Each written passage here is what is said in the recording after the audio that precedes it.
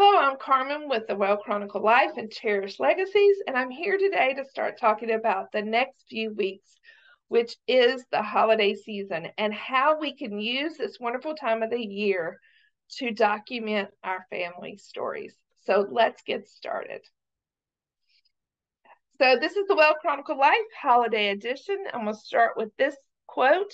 The holidays are the perfect time to begin weaving the tapestry of your family stories, a legacy that nurtures resilience and strengthens the bonds connecting generations. And that's why I'm so passionate about people documenting their family stories, because research does show that children in families that document and share their family stories are more resilient and have a stronger bond with their family.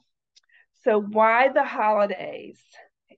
Why is the time of the year where families tend to come together, and it's a natural time to have a storytelling environment. And because of this time of year, we tend to be more introspective, we tend to be more sentimental, and all of those things we're inclined to share our memories. So it's the perfect time. But I will also add, it's always the right time to start, no matter what. Now is the best time. We're going to start about setting the stage or preparing. So here are, before you gather with that family, before all this happens, define your purpose and what do you want to do during this season. Set clear goals. Do you want to identify, is there a story or a folklore in your family that you want to learn more about? Do you want to document the traditions? Do you want to, are there some photos that you've been meaning to get identified? The people are in them and you want to take those and get those identified. So just set a goal of what you want to do during the next few weeks with your family stories.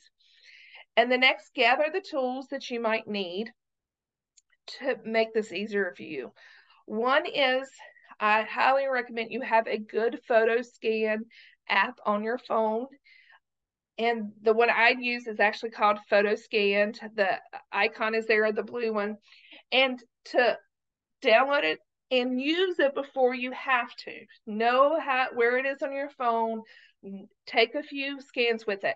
The biggest mistake I see a lot is people just randomly taking pictures of pictures. Those are not good quality.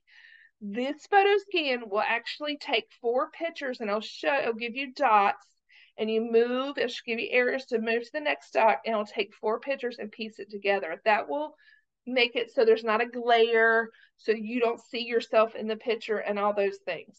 So get a good app and start practicing with it to get a really good quality, because the best would be for you to actually take the photos with you, but we know that people are very attached to their photos and they don't want to do this.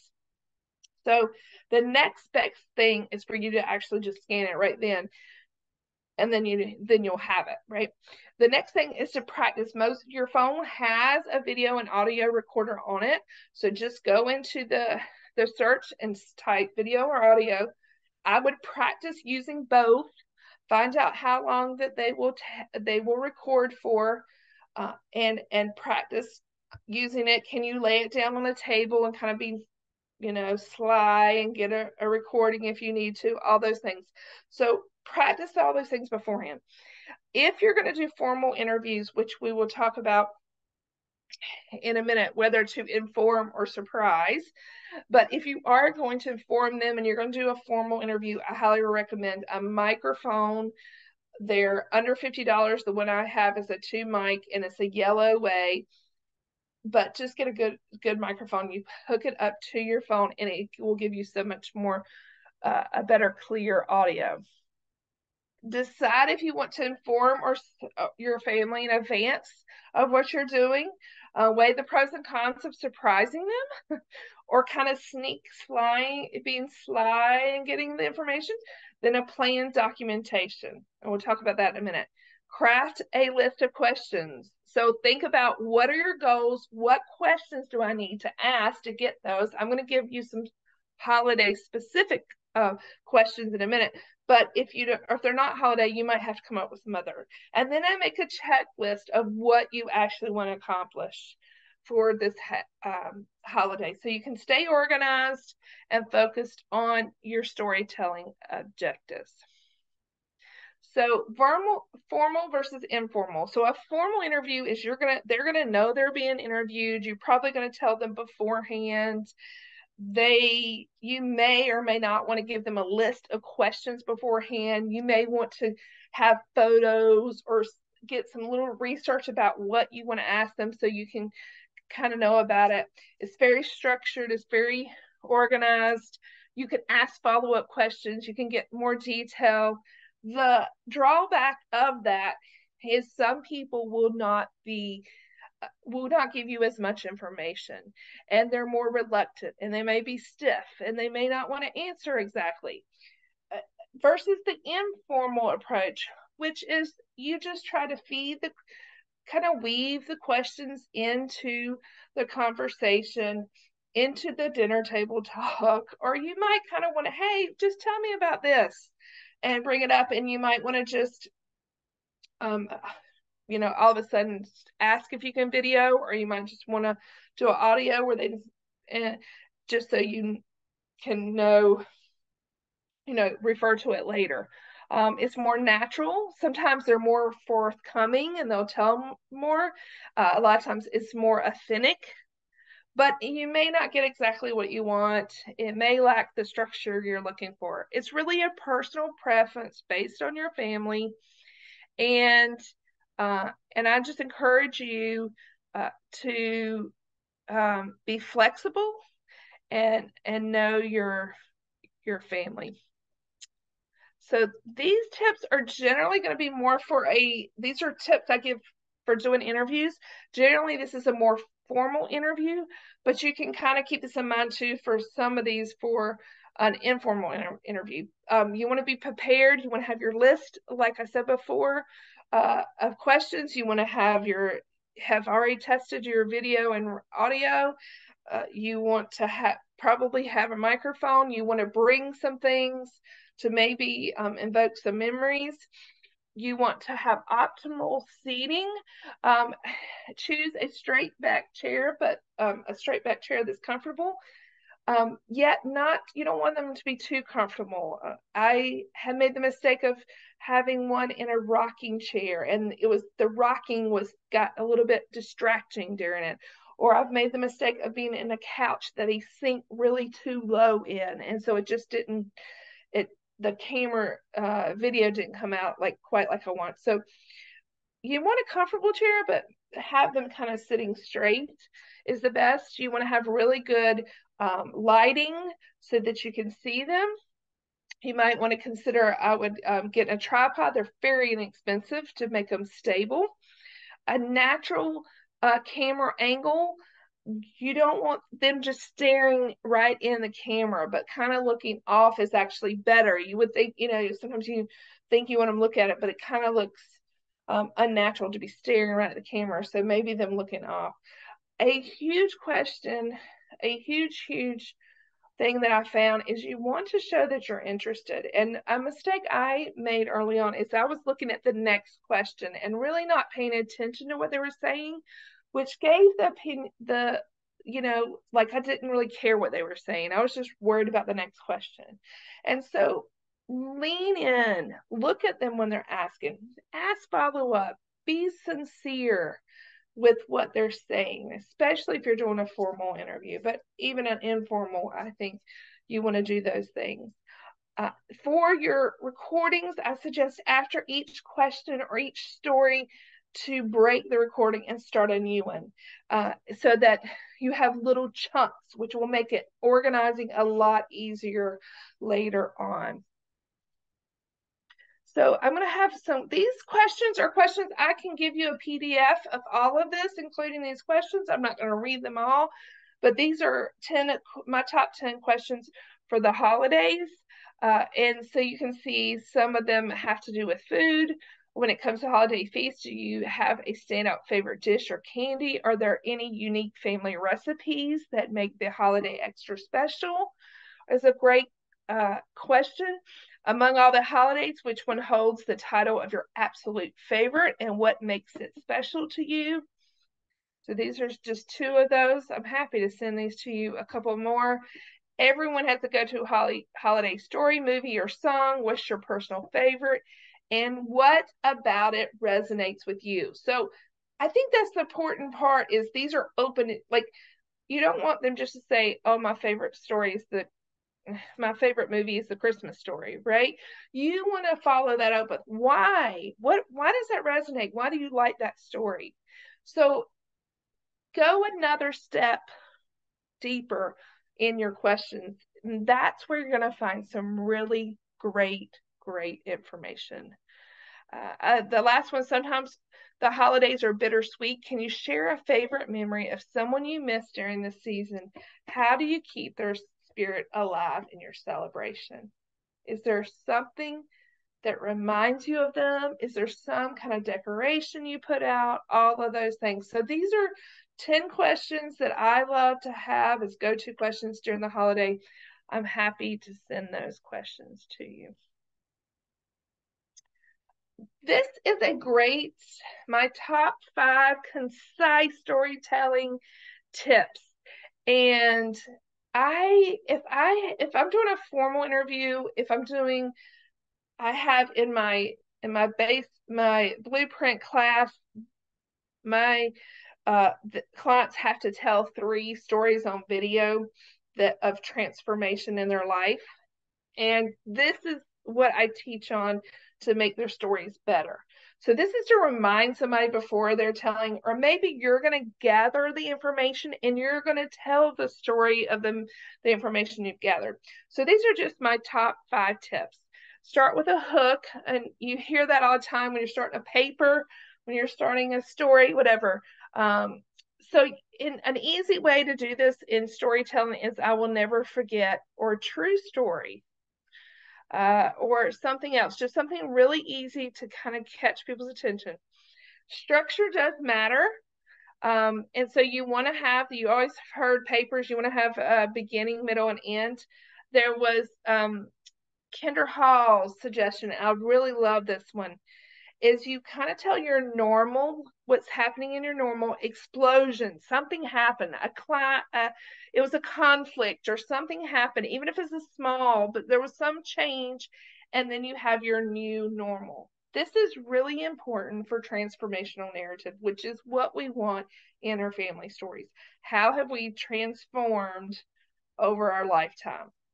So just keep that in mind. Number 3, show, don't tell. Paint vivid scenes by sharing details. And that's why we follow up and ask more questions when they start telling the story, so that if we're going to retell the story later, either by writing or telling it in audio or a video, we need to know the details. Engage as many senses to immerse your audience. So find out, were there any smells? We often say what we saw, but what did we hear? What did we smell? How did we feel? How did something feel that we touched? All of those things.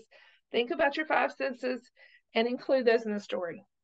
And don't be afraid to add dramatic flair. Embrace exaggeration and embellishment for impact.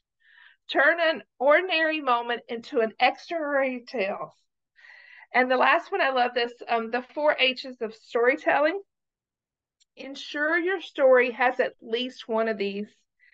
And if you have more, then even better. So your story should either give hope, it should share heart, humor, or help. So it should either give a person some hope, it should be something that you're passionate about. Anytime we make somebody laugh with humor, then that's a good story.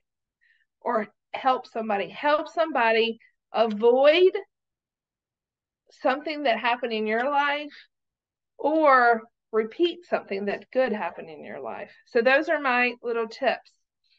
For any story, these are questions that can help you tell a better story. So you can think about these when you're asking when you're talking to a loved one and you're asking them questions, ask, what did things look like then?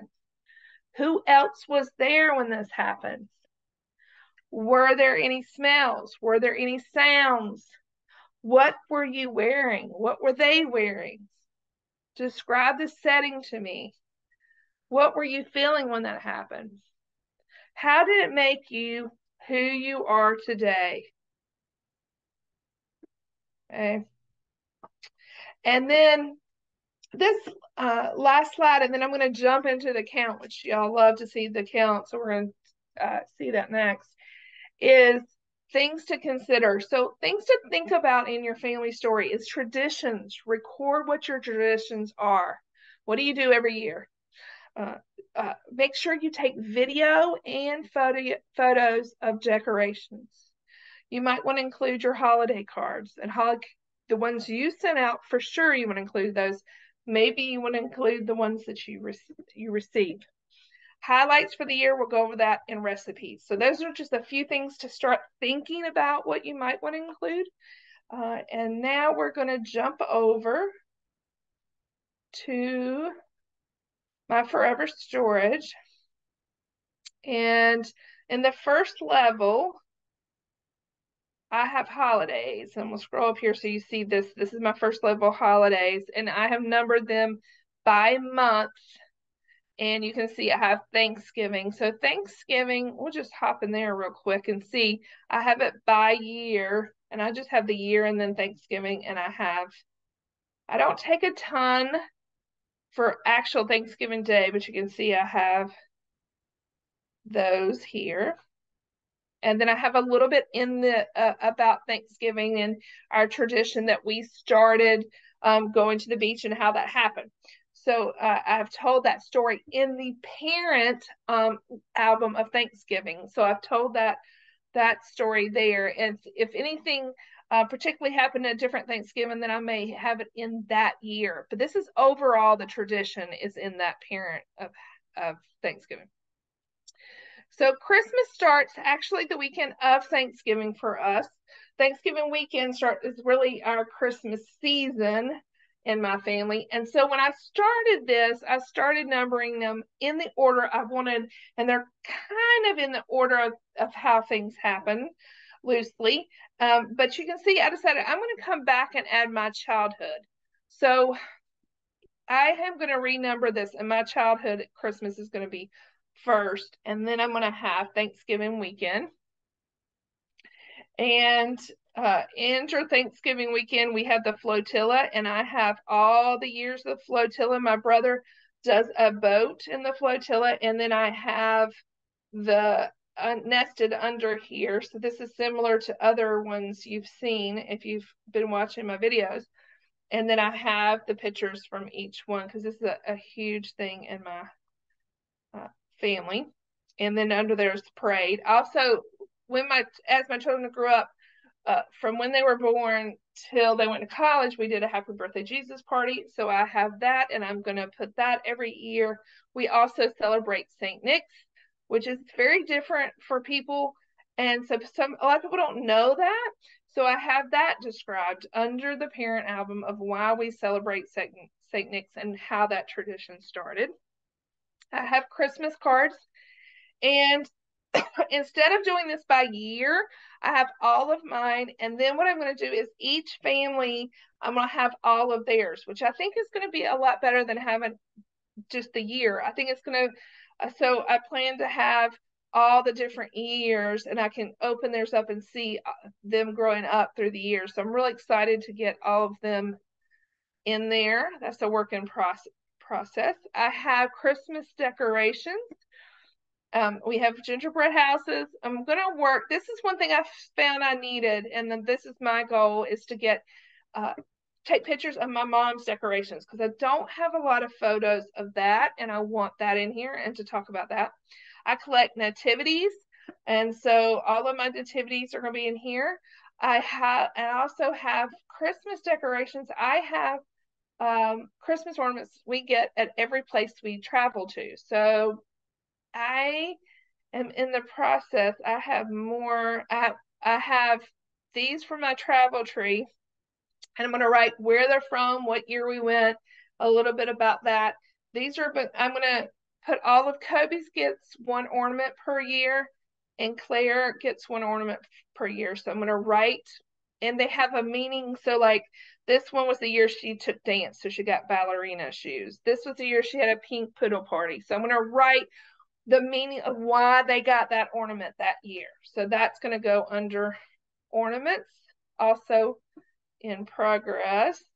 This is what I'm working on. I have Santas and snow villages. So my nativities and my Santas, if I remember, and now going forward, I put who I got it from, and a lot of the nativities are from different places I've been in the world.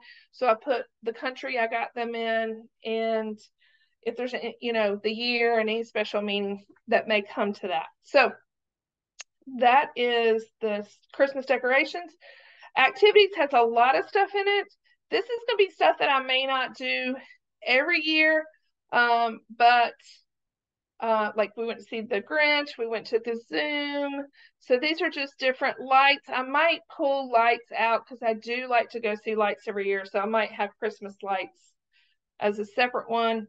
And I might pull, there's another one. This one I did for a long time, dinner with Sally and Jennifer. And we have pictures of that every year. So I might pull that one out and put it on the first level. And then Christmas with my dad's side of the family, Christmas with my mom's, Christmas with my parents, and then Christmas at home is here. And then another thing I see missing in mine, you'll see I don't have yet, is my Christmas recipes. So I plan to add that this season. So that's how I have mine organized. And so if you want to have any questions about that, just let me know. I'm happy to tell you. I'm going to go back to holidays, and I'm going to show you one other thing I do that I love, absolutely love. So around New Year's Day, New Year's Eve, I ask my kids what their favorite present was for the year. What was their favorite trip? What was their favorite game? Their favorite event? So I ask all of these questions. Everybody answers different ones. They don't have to answer every one. They kind of what comes to them. What lessons did they learn? All those things. So the first thing under this review, I go through each month and I kind of put the biggest things that we did, events, just a really quick overview. So you can look at, what we did that year, the big interviews. I have a 22 overview. So this is what you'll find, like the best movies of the year, the best books. I just kind of keep those for fun. I picked 10 of the top 10 photos, which is really hard to narrow it to 10, but this is my top 10 photos for last year. I'll be doing it again for 2023. And then each person has highlights. And you will see my favorite book of the year last year, my movies, my songs, my TV show, my trip, my walking tour, my concert, sporting events, and my word for the year. And then I put that all under the parent album of my highlights. And then I will put the book cover and might have some more details about the book. If I have photos of my favorite concert, I put that. My movie, I actually in here downloaded some movie clips that you will find in here. I have some pictures of us watching the movie. I actually have the song, my favorite songs of the year in here. I have some pictures of my favorite sporting events, my favorite trip. I only put 17. There's hundreds of pictures from that trip. I just picked a few of my favorites. My favorite TV show, and I put a picture there, and my favorite walk. So I don't have all of these represented, but a lot of them. The same with my kids. I have everything listed. I love this one. Claire's little habits change her life. And, her proud moments, except all the colleges she applied to. Her favorite memory, hanging out with family at Wilson's party. That was her grandfather's party. And so, and then a few of hers. I have her favorite song, one of her favorite songs, a book, some pictures from her favorite gift was the cruise to the Bahamas Bowls. I have some pictures from that. A favorite sporting event, a favorite store was where she volunteered, so I put that in there. And then her favorite trip was to her birthday trip. So that's it for that is the 2022 in review. I actually will do a more detailed one this of how to copy videos and get other things online at a later date. But I just wanted to briefly keep that in mind for the holidays. So I want to wish you a very wonderful holiday season. Let me know if you would like the PDF of those questions and the other information. I'll be happy to share it. And I will see you next time.